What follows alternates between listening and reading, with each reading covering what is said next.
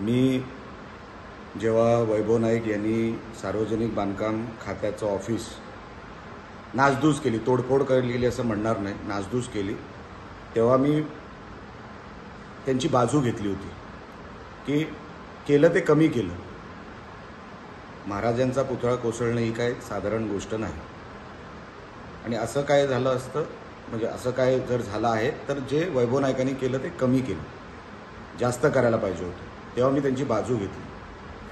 पण काल मला काही फोन आले आणि जी माहिती माझ्या कानावर आली ना ती अतिशय धक्कादायक आहे.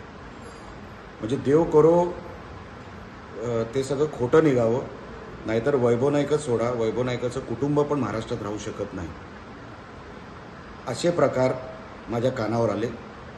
पण मी ट्विटमध्ये तेवढंच लिहिलं आहे, अजूनपर्यंत 50% आलं आहे माझ्या कानावर. जवळपास आठवड्याभरामध्ये हे सगळं खात्रीलायक माझ्या हातात येईल. आणि जर हे खरं असेल तर अतिशय भयानक होणार वैभव नाईकांसाठी. आणि हा त्यांच्यातलाच एक माणूस फुटला आहे. हा एक एका मोठ्या षडयंत्राचा हा भाग आहे. पण 100% जेव्हा माहिती माझ्याकडे आली तेव्हा मी 100% तुमच्या समोर ती ठेवीन. 50% आली आहे म्हणून मी सांगणं गरजेचं आहे की अशा पण अवलादी ह्या महाराष्ट्रामध्ये आहे का? जर असतील आताच त्यांनी पाकिस्तानला बोटीतून जायची तयारी ठेवावी. कारण का हे प्रकार सुचतात तरी कसे? मला वाईट वाटलं आणि मी मनात म्हटलं की देव करो हे सगळं खोटं निघावं.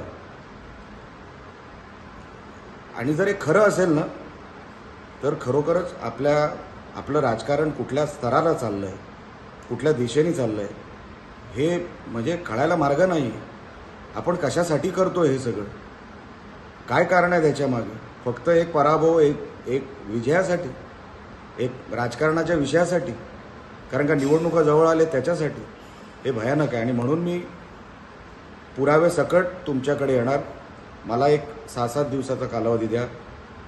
देव करो हे सगळं खोटं निघावं. कारण का मला असा वैभव नाईकांना हरवायचं नाही आहे. आणि हा राजकारणाचा पण विषय नाही, हा एक अतिशय घाणेरडा विषय आहे. हे सगळं जे षडयंत्र, जे काय कसं घडलं, कुठल्या वेळेला घडलं, त्यांचाच माणूस कसा फुटला, लोकेशन कोणाचं काय होतं, कधीपासून हे सगळं टप्प्याटप्प्याने घडवत गेले.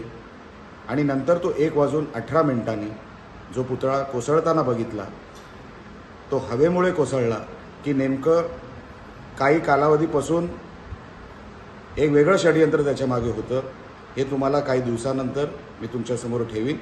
एवढंच या निमित्ताने मी तुम्हाला सांगतो.